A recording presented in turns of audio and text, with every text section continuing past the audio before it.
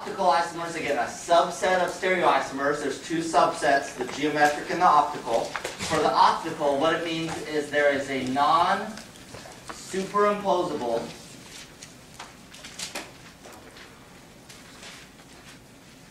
mirror image. Again, you're going to see this in OChem and bio because a lot of biomolecules in our bodies are optical isomers.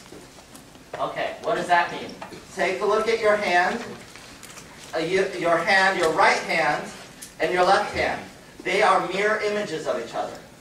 Okay, but they are not what's called superimposable. You can't take your right hand and impose it on your left. There's no way. You could do this, but you got your palms on the wrong sides. Okay, so these are non-superimposable mirror images. You can have superimposable mirror images, like my right hand to your right hand would be kind of superimposable images. They might not be mirrors. Other mirror images like that are superimposable, like one coin to another coin. They could be mirror images, but they're imposable. So optical isomers is when they're not imposable, meaning you have two, they look exactly the same in the mirror, but when you try to put them together, they're not imposable. So there's a handedness. There's right-handed and left-handed molecules. Or you might have heard of like D and L sugars.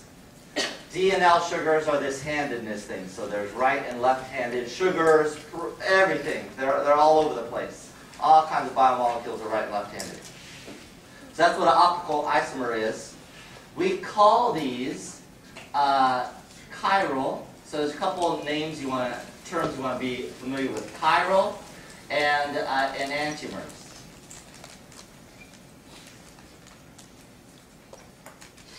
Okay, let me show you how to use these terms. Chiral. If I have two non-superimposable mirror images, then my right hand is chiral and my left hand is chiral. Okay. So they're both chiral.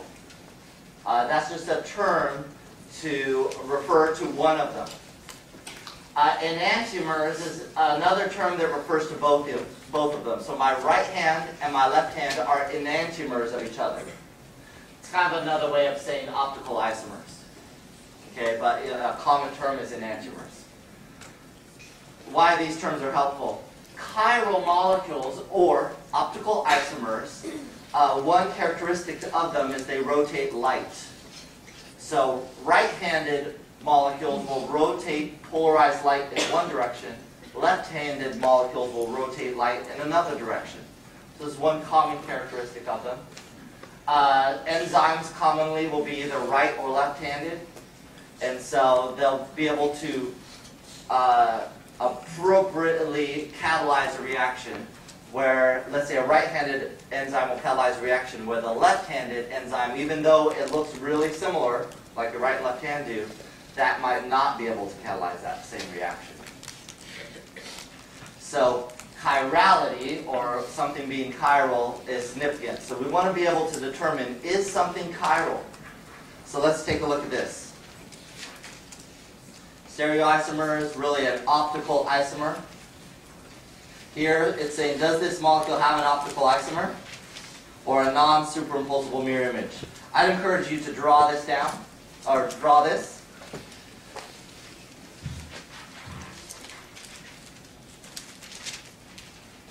And what we do to find out, does it have an optical isomer, we draw this right here. This is our mirror. So the vertical line here is our mirror. And what we're going to do is try to draw the mirror image. You can try to do that now if you'd like. If you're not sure how to do that, I will unveil momentarily here. So we want to try to draw the mirror image. I will unveil. Here is the mirror image. You can kind of see through this. That's unfortunate. There. Okay. So you draw the mirror image. And what you have to ask yourself is, are these two superimposable?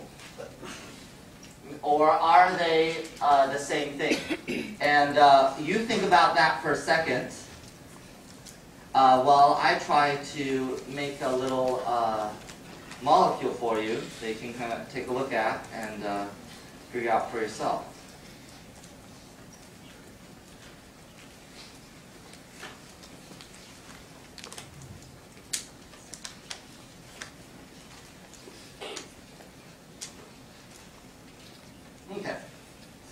So, these are not the same thing.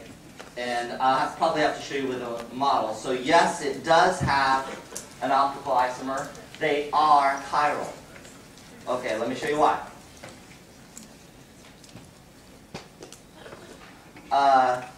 So if you try to rotate this around in space, however you want to do it, it would not be this. These are different, just like your right hand and your left hand are different. It's going to be hard for some of you to imagine this, but let me do the best I can here. Okay, so I'm going to move this for a moment. We'll dim the lights and I'll show you a little model set. And if you want to get yourself a model set, you'll probably use it in OChem anyways. So it can be helpful down the road if you're taking that class. Okay, take a look at these two. And let me get them kind of in the same arrangement here. There we go. So we've got these blacks here, ligands. We've got the two reds, the two blues, and the two whites on top. So I made them as mirror images of each other right now. So hopefully you can kind of see, just like the other molecule, they're mirror images. The black ones are the B's. Okay, the black ones are the B's from the previous drawing. If I try to rotate this in space to make it just like the other one, you'll see I will never be able to get all the colors to line up perfectly. You say, oh, I could just flip it. Well, if I just flip it, I can make those two line up, but my white and my black are not lined up.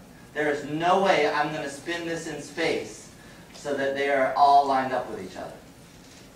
It's just impossible. So these are non-superimposable mirror images. They are chiral. They are both called enantiomers of each other, and they're optical isomers of each other, to use all the terms. So each one of these molecules are chiral. They're enantiomers, and they're optical isomers. They're not superimposable. Now, for those of you who are not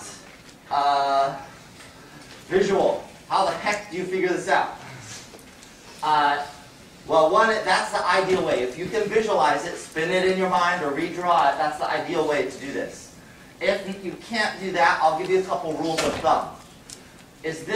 Are the B's cis, trans, FAC, or mer? The B ligands. They're FAC.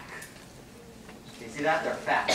Whenever you have octahedral with a FAC, and the other ligands are all different, so A, C, and D are different than B, it will always be chiral. So if you have FAC, and the other ligands are different, it will always be chiral. If it is mer, it's never going to be chiral. So mer is not chiral, trans is not chiral. Cis and FAC could be chiral. In this case, FAC is chiral here because all the other ligands are different.